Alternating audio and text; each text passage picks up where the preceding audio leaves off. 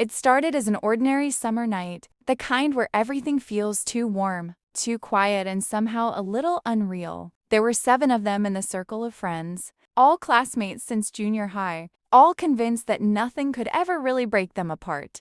They called themselves the Circle, mostly as a joke, because they always ended up sitting in a circle whenever they hung out at the basketball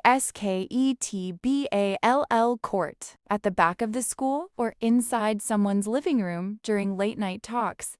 There was Jace, the loud one who never believed in anything scary. Mira, the cautious one who always checked locked doors twice. Ken, the tech guy who filmed everything.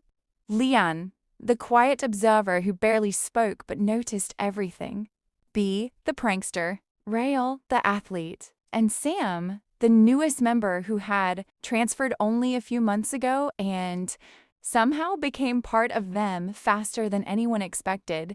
That night, Sam suggested something unusual. "Let's go to the old Meridian house," he said casually, like he was offering snacks instead of a trip to a place everyone in town avoided. The group went silent for a moment.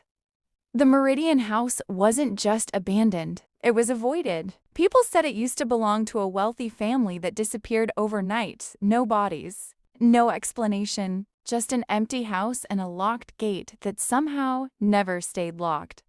Mira immediately shook her head.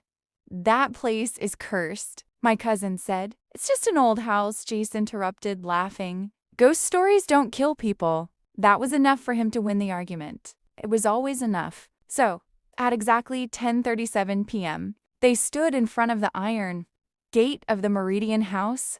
The moonlight made the place look like it was, covered in dust even from far away. The house itself was large, too large, with windows that looked like dark eyes staring back at them. Ken raised his camera. "If anything happens, this is going viral." "Nothing is going to happen," B said, pushing the gate. It opened without effort. That should have been the first warning.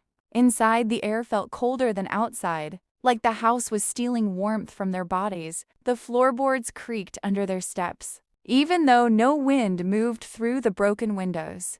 Leanne stayed close to Mira, while Rio led the way with his phone flashlight. At first, it looked like any abandoned house-faded wallpaper. Broken furniture, dust thick enough to blur shapes. Then they found the circle. It was painted on the floor in what looked like black ink, perfectly round, perfectly smooth. Symbols surrounded it, carved into the wood beneath the paint. B laughed nervously.